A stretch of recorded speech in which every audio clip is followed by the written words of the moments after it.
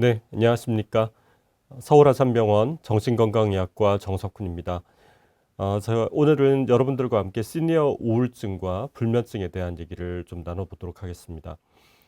우리가 나이가 들수록 기분 상태 변화가 좀 잘 생기고 그리고 잠의 변화가 많이 일어납니다. 특히 우리가 겨울 시절, 겨울철에 일조량이 줄어들고 하면은 우울증이 많이 생기고요. 그리고 밤에 되게 이제 일찍 어두워지니까 되게 일찍 눕게 되시죠. 그러면서 불면증도 많이 생기게 됩니다. 그래서 계절, 나이 이런 것들이 여러 가지 관여를 하게 되는데요. 어쨌든 우울증과 불면증에 대한 얘기를 좀 드려보도록 하겠습니다. 우리가 우울증을 마음의 감기라는 얘기를 많이 합니다. 근데 감기는 두 가지 속성이 있습니다. 첫 번째는 금방 낫죠. 근데 두 번째는 또 자주 걸립니다. 그래서 우리가 우울증이라고 하는 거는 우리가 스트레스를 받으면 일시적으로 우울감이 생길 수는 있는데 그 우울감이 지속됐을 때 우울장애라고 얘기를 하고요. 순간적으로 좀 있었다가 금방 좋아지기도 하지만 경우에 따라서는 우리가 스트레스를 받거나 하면 또 다시 발생할 수도 있습니다. 그래서 이 우울증이라고 하는 게 병적으로 계속 지속될 때는 이게 단순한 감정 변화라기보다는 일종의 질환으로서 보셔야 되고요. 그리고 의지가 약해서 생기는 것이 아니라 우리가 뇌의 변화로 인해서 생기는 것이기 때문에 적절한 치료를 꼭 받으시는 게 좋겠습니다. 예, 고칠 수가 있습니다. 우울증은 또 금방 좋아지기 때문에 제대로 치료를 받으시는 게 좋은데 만약에 잘 고쳐지지 않을 때는 되게 보통 부정적인 생각을 많이 하시게 됩니다. 내가 살아서 뭐 하나, 계속 이렇게 살아야 되는가, 이런 자꾸 부정적인 생각을 하시기 때문에 제대로 치료를 받으시는 게 좋은 그런 질병이 되겠습니다. 보통 우울증이라고 하는 거를 일단 증상을 놓고 보면요. 제일 처음에 거의 매일 하루 종일 우울한 기분이 있고 재미가 없고 그리고 활동이 뚜렷하게 떨어져 있습니다. 그리고 잠하고 식욕은 양방향이 다 가능합니다. 우리가 스트레스를 받으면 어떤 분들은 식음을 전폐하고 하루 종일 누워 계시는 분이 있는가 하면 어떤 분들은 먹으면서 스트레스를 풀고 오히려 더 잠을 못 자고 이런 분들도 계시죠. 그래서 체중하고 식욕 저하, 잠은 양쪽 방향이 다 가능하고요. 되게 안절부절 못하고 아무것도 하기 싫고 귀찮고 피곤하고 기운이 없고 그리고 자꾸 죄책감에 시달리게 됩니다. 그리고 생각이 잘 나지 않고 집중이 어렵고 결정을 잘 못 내린다라는 얘기를 많이 하십니다. 그래서 우리가 우울증을 가성치매라고 부르기도 합니다. 치매는 아닌데 치매처럼 우리가 기억력이 좀 떨어지고 집중이 잘 안 되고 결정을 하기 어렵다라고 해서 그렇게 부르기도 하는데요. 이런 증상들이 많이 나타나고 특히 자꾸 부정적인 생각 이런 거에 사로잡혀서 자살 생각, 자살 시도를 많이 하는 그런 양상이 벌어집니다. 이런 증상이 24시간 동안 지속되는 것이 한 2주 이상 계속 지속될 경우에 우리가 주요 우울 장애라고 진단을 내리고 치료를 하게 됩니다. 그럼 우리가 정상적으로 우울감을 느끼실 수 있을 거고요. 그리고 병적으로 또 우울증이 있으실 수도 있을 겁니다. 두 가지의 차이는 우리 정상적인 우울감은 이전에 하던 일을 수행하는데 크게 문제가 없습니다. 가정에서 일이라든지 직장이라든지 여러 가지 공부라든지 이런 일을 하는 데 있어서 이전에 잘 했던 것을 수행하는 데는 크게 문제가 없고 대신 병적인 우울감은 이전에 하던 일을 수행하는 데 굉장히 지장이 있습니다. 일을 하기 어렵고 집안일을 좀 챙기기 어렵고 공부에 집중이 안 되고 이런 식으로 좀 수행하는데 그 기능에 이상이 생기는 경우가 많고요. 되게 정상적인 우울감은 짧은 반면에 병적인 우울감은 기간이 좀 길게 가는 경향이 있습니다. 그리고 정상적인 반응으로서는 되게 증상 자체가 경한데 우리가 병적일 때는 증상이 좀 심하면서 동반 증상이 많이 나타납니다. 잠을 못 자고 식욕 변화, 그리고 신체에 뭔가 자꾸 답답하고 뭔가 걸린 것 같은 느낌, 그리고 복통, 허리 통증, 여러 가지 통증이 동반되는 경우가 많고 불안해하고 초조감 이런 걸 많이 느끼시게 됩니다. 그럼 우울증을 우리가 잘 이겨내려면 어떻게 해야 되는가? 물론 약을 쓰고 제대로 치료를 하는 것도 중요합니다. 병원에서 적절하게 약을 처방받아서 드시고 이런 것도 중요하지만 내가 일상생활을 하면서 우리가 할 수 있는 것들 이걸 먼저 말씀을 드리면요. 당연한 얘기긴 한데 즐거운 마음과 긍정적 사고를 먼저 가지셔야 됩니다. 당연한 얘기죠. 즐거운 마음, 긍정적 사고. 근데 당연한데 이 당연한 걸 안 하십니다.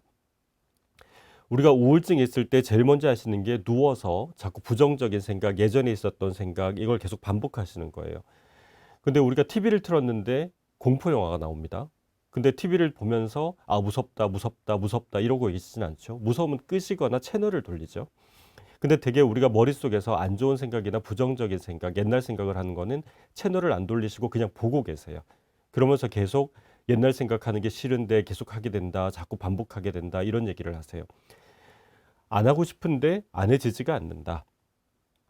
코끼리 생각하지 말라 그러면 코끼리만 계속 떠오릅니다. 코끼리 생각하지 마세요. 코끼리 생각하지 마세요. 계속 반복하면 코끼리만 자꾸 떠올라요. 코끼리를 생각 안 하려면 사자를 떠올리셔야 돼요. 우리가 부정적인 생각을 하지 않는 방법은 내가 이 생각을 안 하려고 애를 쓰는 게 아닙니다. 다른 생각을 채널을 돌리셔야 됩니다. 그래서 즐거운 마음과 긍정적인 사고를 억지로 하셔야 됩니다. 내가 안 좋은 생각을 안 하는 게 중요한 게 아니라 좋은 생각을 억지로 하는 게 중요합니다. 두 번째는 규칙적인 생활입니다. 우리가 많이 듣는 얘기가 규칙적으로 수면 습관을 갖고 규칙적으로 생활 습관을 가져라. 이런 얘기를 굉장히 많이 하죠. 뒤에 조금 말씀드리겠지만 우리가 규칙적인 생활을 잘 해라라는 얘기는 하지만 규칙적인 생활을 그럼 어떻게 하는가에 대한 얘기는 잘 안 해줍니다. 그래서 규칙적인 수면 습관과 생활 습관을 갖는 방법을 뒤에 다시 말씀드리겠지만 아침에 규칙적으로 일어나고 밤에 규칙적으로 주무시는 그 습관을 잘 들이는 게 좋습니다. 세 번째는 활동을 하는 겁니다. 우리가 우울증이 생기면 아무것도 하기 싫어서 내가 기분이 좋아지면 활동을 할게요 라는 얘기를 많이 하세요. 다리가 부러졌는데 재활치료 받으라고 병원에서 오라고 하는데 다리가 나으면 병원에 갈게요. 그러면 못 낫는 거죠. 다리가 아파도 병원에 가서 치료를 받아야 재활이 되는 거죠. 우울증도 마찬가지입니다. 내가 기분이 좋아져야 활동을 하는 게 아니라 기분이 좋아지기 위해서 우리가 활동을 하는 것이기 때문에 가급적 낮에는 집에 계시지 말고 밖에 나가서 움직이시고 활동하고 그렇게 하시는 게 좋습니다. 우울증이 생기면 사람들하고 지내기가 싫어집니다. 남들하고 같이 있기 싫고 사람들이 무섭고 귀찮고 사람들이 말 거는 것도 싫고 그러다 보니까 자꾸 사람들과 함께 지내는 걸 더 안 하게 됩니다. 마찬가지로 좋아지기 위해서는 사람들과 더 같이 지내고 사람들과 즐겁게 대화하고 활동하고 이런 것들을 하시는 게 좋습니다. 지금 말씀드린 부분은 내가 할 수 있는 부분이고요. 근데 옆에서 그럼 가족들도 우리가 좀 도와줄 수 있는 부분이 있겠죠. 첫 번째는 공감하고 들어주는 겁니다. 되게 우리가 우울증이 생기면 좀 힘을 내라, 의지를 좀 갖고 좀 열심히 해봐라 이런 식으로 되게 이제 비난하거나 되게 이렇게 세게 얘기를 하게 됩니다. 근데 되게 우울증은 내가 잘못해서 생긴 게 아니고 내가 의지가 약해서 생기는 것도 아니기 때문에 증상이고 우울감이 있는 상태가 좋아져야 되는 것이기 때문에 약을 쓰고 제대로 치료를 받고 내가 또 할 수 있는 것을 또 해야 되지만 가족들은 옆에서 좀 잘 들어주시는 게 좋습니다. 비난하지 말고 의지 문제를 얘기하지 말고 적절하게 치료를 잘 받으실 수 있게 도와주시는 게 좋겠습니다. 되게 환자분들이 우울증이 심해지면 자꾸 죽고 싶다, 살기 싫다 이런 얘기를 많이 하시는데 가족들은 처음에 그 얘기를 들으면 화짝 놀랍니다. 놀라서 자꾸 이 얘기를 못하게 만들죠. 그러다 보면은 오히려 환자분들은 이런 얘기를 안 하게 되고 그러다가 또 문제가 생깁니다. 그래서 오히려 얘기를 들어주고 얘기를 적극적으로 좀 하도록 하고 그런 상황을 알고 있고 우리가 대처를 하는 쪽으로 하는 것이 더 중요합니다. 말씀드린 대로 치료를 잘 받도록 적극적으로 권하고 옆에서 같이 격려해 주시고 이런 게 필요하겠습니다. 우리가 공감을 해주고 들어주는 거에 대한 얘기를 좀 잠깐 드려보면요. 지지와 지적은 다릅니다. 우리가 지지를 받고 싶을 때는 지지를 해주셔야 되고 지적을 받고 싶을 때는 지적을 해야 되는데 지지를 받고 싶을 때 지적을 하고 지적을 받고 싶을 때 지지를 하면은 잘 안 맞습니다. 내가 지금 지지를 받고 싶은 마음일 때는 옆에서 지지를 잘해 주시는 게 좋고 문제를 고치기 위해서 지적을 받고 싶을 때는 지적을 잘해 주시는 게 좋겠죠. 이게 가능하려면 환자는 얘기를 해야 됩니다. 나는 지금 지지를 받고 싶어요. 혹은 내가 무언가를 고치고 싶어요. 이 얘기를 해야 상대방도 알고요. 상대방도 그 얘기를 물어보고 들어봐서 지지를 받고 싶구나라는 걸 파악을 하면 지지를 해주는 것이고 문제점을 듣고 싶다라고 하면 문제점을 잘 얘기를 해주시면 되는 겁니다. 근데 그런 게 없이 무턱대고 지지를 하거나 지적을 하게 되면은 서로 이제 감정이 또 문제가 생기기 때문에 잘 위로가 되질 않습니다. 위로를 해주는 것과 해결을 해주는 것도 있습니다. 우리가 보통 위로를 받고 싶다라는 말을 하게 되면은 되게 가족들이나 배우자나 이런 분들은 되게 해결을 생각을 하게 됩니다. 위로 자체가 중요할 때가 있고 해결을 해주는 게 중요할 때가 있는데 이 역시 마찬가지입니다. 내가 위로를 받고 싶은지 해결을 해줬으면 좋겠는지를 같이 얘기를 하셔야 상대방도 그걸 알게 됩니다. 환자분들이 이런 얘기를 하십니다. 나는 주변 사람들이 내가 병이 있는 걸 몰랐으면 좋겠다. 근데 결정적인 순간에는 내가 병이 있는데 왜 똑같이 일을 주냐라고 얘기를 하세요. 그 얘기는 무슨 얘기냐면 내가 위로를 받고 싶을 때는 위로를 해주고 해결을 해주고 싶을 때는 해결을 해줬으면 좋겠다라는 건데 말을 하지 않으면 상대방은 모릅니다. 얘기를 하고 내가 어떤 상황인지 알아야 상대방도 그걸 맞춰주죠. 그래서 위로와 해결을 하는 것을 잘 얘기를 통해서 우리가 적절하게 맞춰주시는 게 좋고요. 말을 할 때 그런데와 그리고 차이가 꽤 큽니다. 너는 이런 걸 잘해. 그런데 라고 얘기하는 거는 부정적인 어감이 돼 있죠. 그리고 너는 이런 걸 잘해. 그리고 라고 하면은 긍정적인 어감이 있습니다. 우리가 일상생활에서 말을 할 때 위로를 할 때는 그런데라는 용어보다는 그리고라는 용어를 쓰는 게 조금 더 위로에 가깝습니다. 그래서 우리가 말을 할 때도 이런 어투 하나도 굉장히 큰 영향을 미칠 수 있다. 그래서 우리가 우울증을 잘 극복하기 위해서는 활동을 늘리시고 긍정적인 생각으로 자꾸 채널을 돌리려고 애를 쓰시고 가족들도 열심히 위로를 해주시고 잘 들어주시고 그리고 치료를 잘 받으시고 그렇게 하시는 게 좋겠습니다. 잠에 대한 얘기를 좀 드리겠습니다. 우리가 불면증이라고 하면 잠을 잘 못 들거나 중간에 자주 깨거나 아침에 일찍 깨거나 이 세 가지를 보통 불면증이라고 얘기를 합니다. 근데 우리가 되게 나이가 드시면 잠을 잘 못 잔다라고 얘기하시는데 이 잠을 내가 정말 잘 자냐 못 자냐를 알기 위해서 반드시 평가를 해야 될 네 가지 포인트가 있습니다. 우리가 혈압약을 쓰기 전에는 혈압을 재죠. 마찬가지로 우리가 수면제를 먼저 먹기 전에는 뭔가를 재야 됩니다. 뭘 재냐면 몇 시에 누워서 몇 시에 잠들었고 몇 시에 깨서 몇 시에 일어났냐. 이 네 가지를 꼭 평가를 하셔야 됩니다.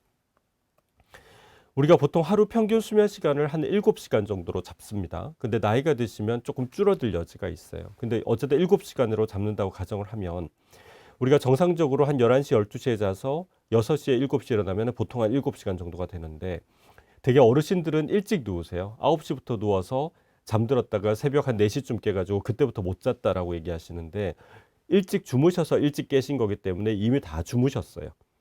근데 일찍 깨서 그때부터 못 잤다라고 병원에 오시니까 잠을 못 잡니다라고 병원에 오시는데 병원에서는 이미 일찍 주무시고 일찍 일어나셨다는 걸 모르고 얘기를 하기 때문에 자꾸 약만 쓰게 되죠. 그러다 보면 약만 자꾸 늘어납니다. 그리고 거꾸로 늦게까지 잠을 못 자서 늦게 주무셨는데 그랬더니 늦게 일어났다. 그러면 그 다음날 되면 또 일찍 잠이 안 옵니다. 그래서 내가 자꾸 불면증이다라고 얘기를 하시는데 늦게 일어났으니까 늦게까지 잠이 안 와서 그렇게 된 상황인 거죠. 이럴 때는 불면증이라고 부르지 않고 수면 위상이 당겨졌거나 뒤처졌다 이렇게 우리가 표현을 합니다. 이걸 알기 위해서는 네 가지를 재야 됩니다.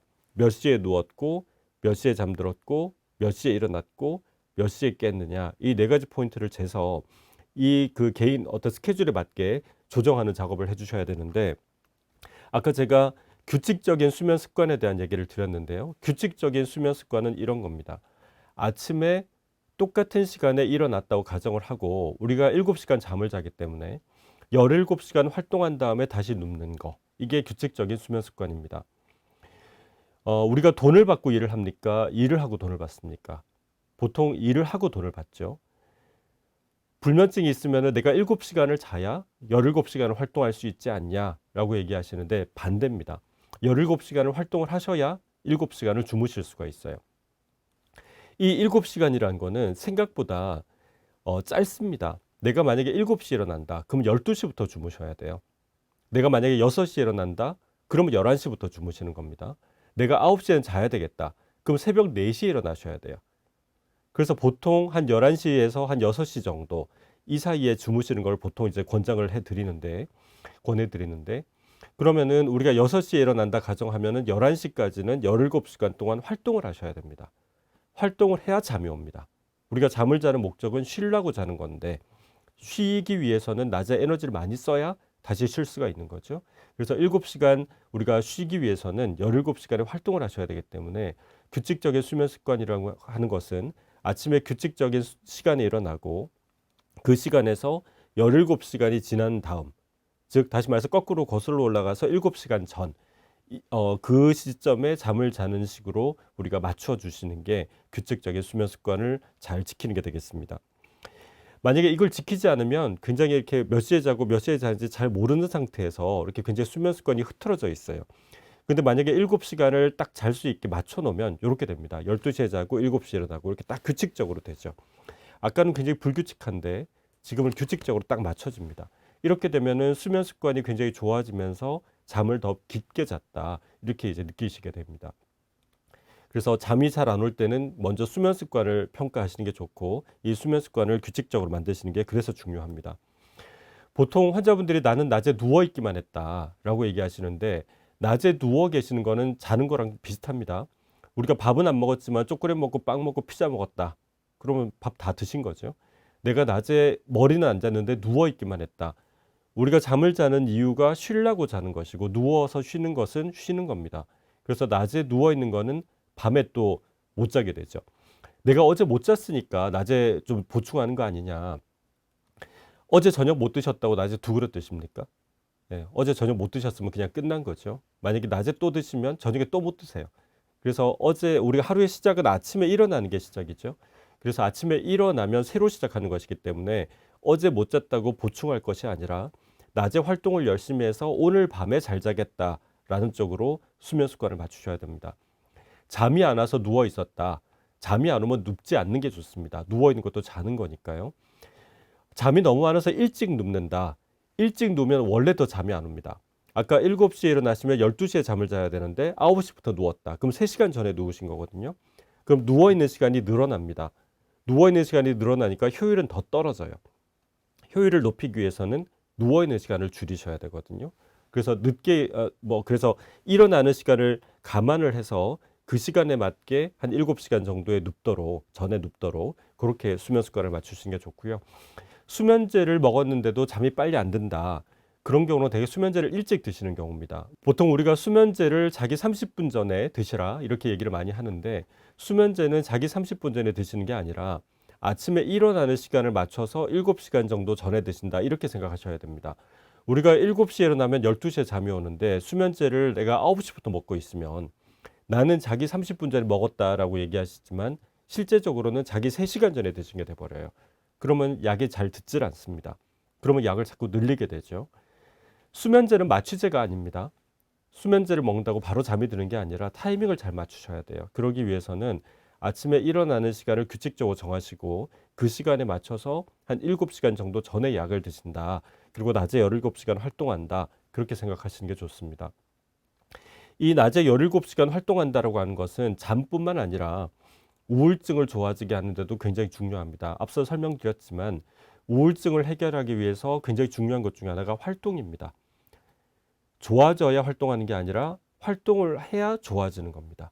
그래서 좋아지기 위해서 활동을 하시는 거기 때문에 낮 동안에 활동을 많이 하시고 많이 움직이셨으면 좋겠습니다.